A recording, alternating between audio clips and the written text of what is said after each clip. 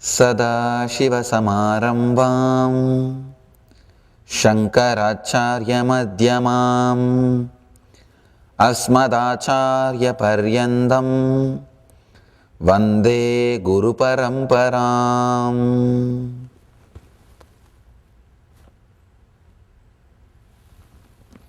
I welcome you all with my love and blessings and respects. Today's subject is tune into bliss.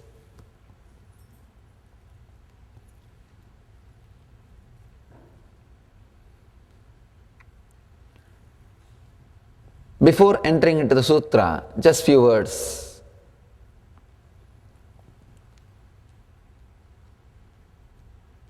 The first part of the book, Shiva was teaching meditation techniques related to different senses, like how to become enlightened through listening. If you are a music-oriented person, if you are a musician, poet, how to take the jump,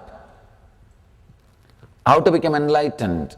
If you are visualization-oriented, a painter, photographer, for this kind of people, he was giving technique. How to take a jump. If you are taste-oriented, tongue-based, understand? Taste-oriented does not mean people who are eating too much. No. You eat too much because you are not able to taste. You become insensitive to food and the body. If you are eating too much, you become insensitive. You started abusing your body. That's the truth. People who can be very sensitive with the taste, for them he gave the techniques. Then he gave meditation techniques for the people who are more touch-oriented, who experience deeper pleasure by touch, people who are lust-based. For all kinds of human beings, he was giving techniques. One beauty with Shiva's teachings, he is not rejecting any human being. He doesn't say no to anybody. That is the beauty. Patanjali will straight away cut off of the humanity. Straight away he says, you see, there are some people who are moral based, there are some people who are energy based. The energy based people will not fit with the social morality. And the moral based people will not directly experience the energy. For each kind of human beings, different path, different way is necessary. Patanjali addresses only the moral based people, do's and don'ts. Patanjali can't work with artists who are energy based. Usually the artists, spontaneous people, the energy based people will not fit with so-called social moral standards. They will be little crazy. They will not fit with the standards. They won't bother about the regular so-called social things. Patanjali can't work with them. But Shiva can work with everybody. That is why Shiva is considered as a Jagat Guru. He is the master of all human beings.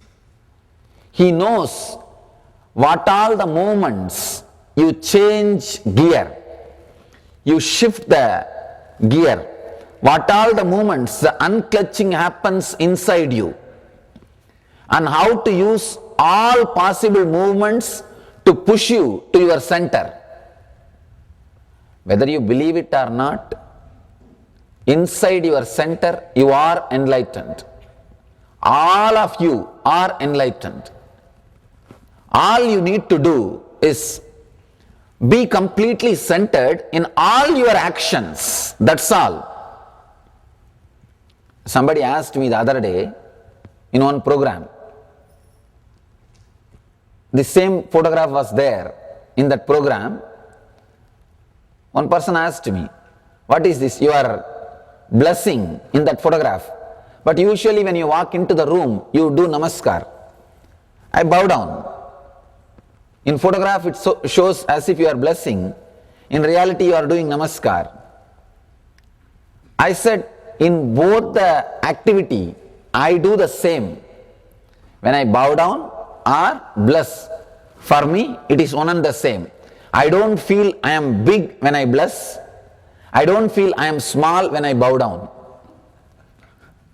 I neither feel I am superior when I bless, nor feel inferior when I bow down. Both moments I am completely centered on me. Just by being centered, even if you bow down, you will awaken the sense of respect and feeling connected in the other person. If you bless, again you will invoke the same presence or energy into that other being. If you are not centered, the blessing will look very egoistic. I always tell people, if you are not centered inside, never allow people to touch your feet. Because if people start touching your feet continuously, it's like an addiction. It feels so good. Ego is so cunning. I have seen these off-gurus. Off-gurus does not need any other punishment because they will create their own hell. All they need is little time, that's all. They don't need any other punishment. They can't be without their hell. They will feel that they are missing something if they don't create their hell.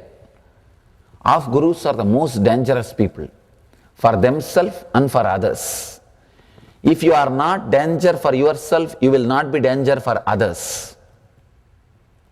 If you are not danger for others, you will not be danger for yourself.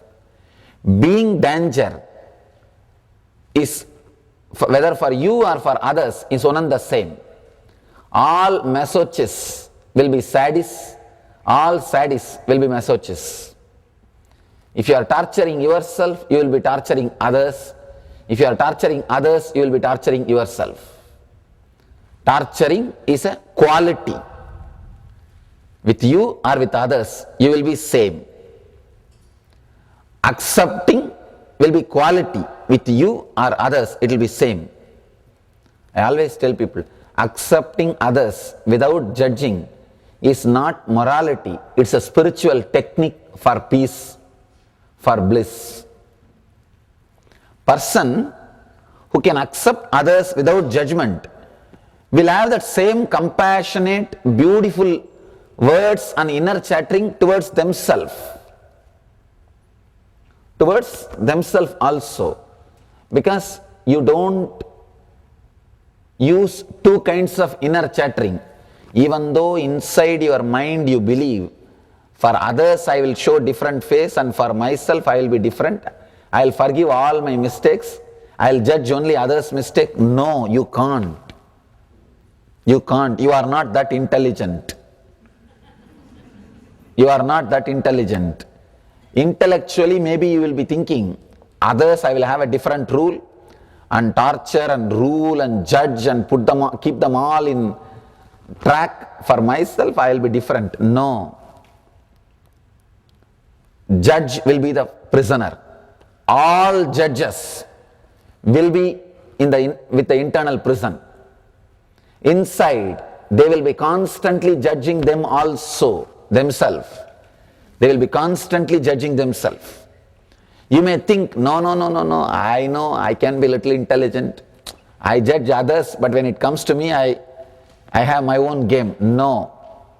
Maybe superficially you are believing.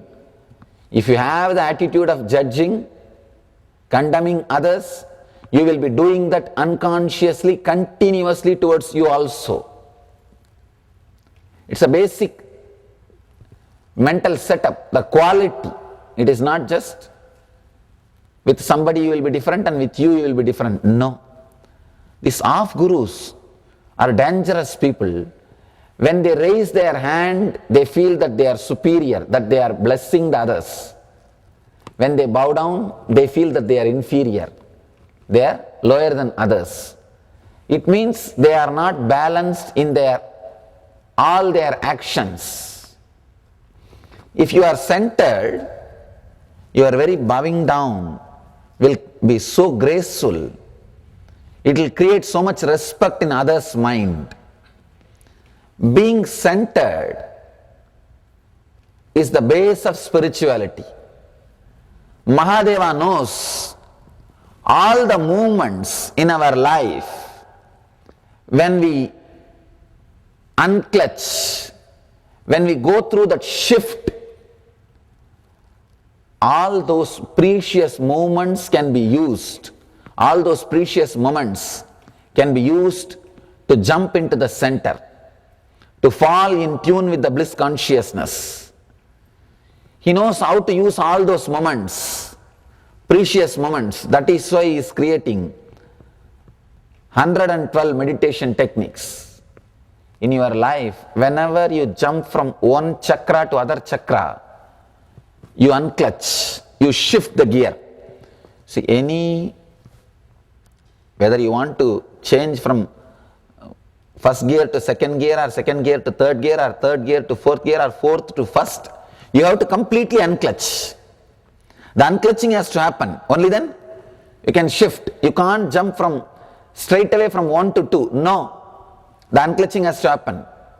Same way, Shiva knows all the moments we unclutch in our inner space. If you have to jump from lust to fear, greed to fear, you have to completely unclutch.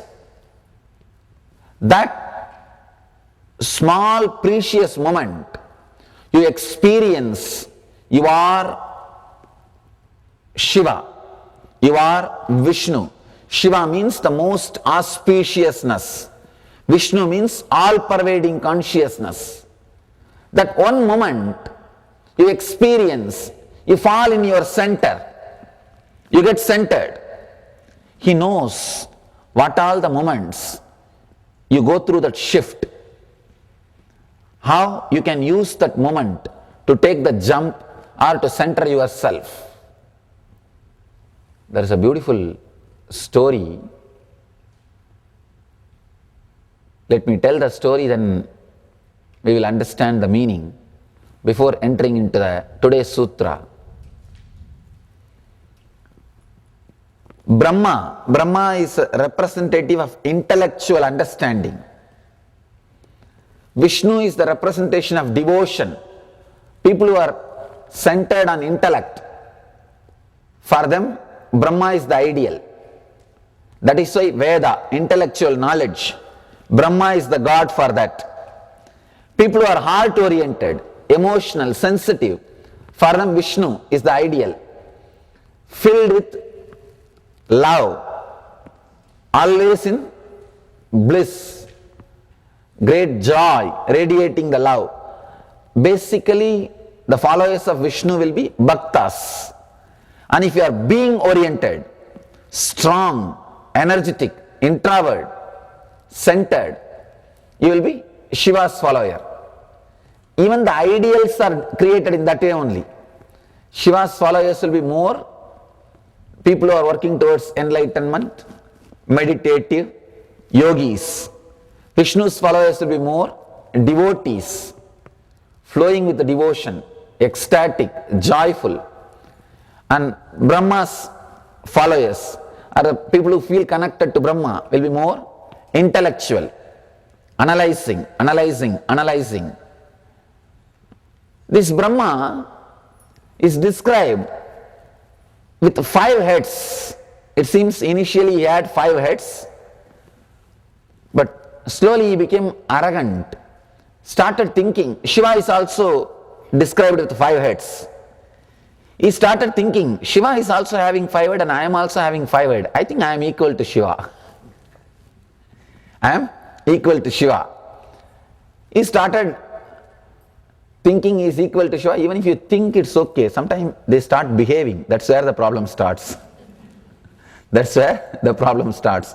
He started behaving, he is equal to Shiva, and he started expressing everything just like that he is Shiva. Shiva is a cosmic energy, cosmic consciousness. He started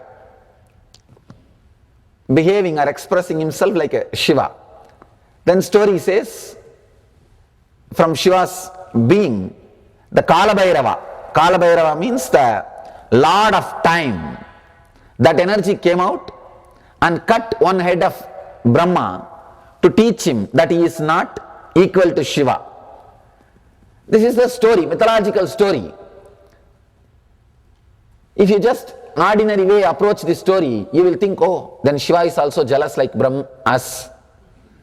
Why did he send somebody to cut the Brahma's head? It is not just mythological. It is not supposed to be taken as a fact. It is a truth. Understand? There is a difference between fact and truth.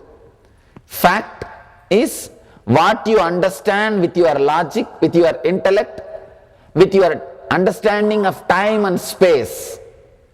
Truth is a great ideology expressed in metaphysical terms. This story is not directly fact, but it expresses a great truth. The meaning of the story is, anybody who gets deep intellectual understanding but still not yet experienced, they also start behaving like a Brahma. They start thinking, I think I have got it. I think I have got it. I have seen many people. They will come and spend some time around me for 6 months or 1 year. By that time, their intellect feels convinced. Actually, if you are constantly listening to these ideas, even if you don't meditate, at one point your intellect will feel completely satisfied and convinced. That is a beautiful point if you continue to work with the master. That's a dangerous point if you stop connecting with the master. That's the most dangerous point, because you will start thinking that now you have it everything. I have seen these people, after a year or something, once they know all the ways of intellect, they think that they know the business secret now. They think they know the business secret. They think, I am an insider now. I know all the business secret. And they really start thinking they got it. They have become enlightened. They start thinking they have become Shiva. Being in the state of a Brahma, they start thinking they have become Shiva. Being just in the state of that intellectual understanding, they start thinking they have become Brahma. Same problem with the 5 head, the Brahma's 5 head, Shiva's 5 head. Both may have 5 head, but it's not that both heads are working in the same way. Just because Shiva is also having 5 head and Brahma is also having 5 head, you can't say both are same. Because how things happen inside the head matters, not just the head. I've seen these people, by the time they spend 1 year and learn some basic ways of teaching, expressing and telling, giving little guidance, counseling, if they can give some counseling to few people and help them to get healed, they think now they have become Shiva. They don't need anything else now except one throne. Now all they need is one throne to sit. Most dangerous moment in the life. Then naturally the Kala Bhairava, the Lord of Time, will appear and remove at one point the 5 head which you think you have. 1 head will be removed. Then suddenly you realize you have not yet become Shiva. You have only 4 head. You are missing something. But learning from Kala Bhairava will be too strong. If life teaches, if time teaches, Kala Bhairava means time. Kal means time.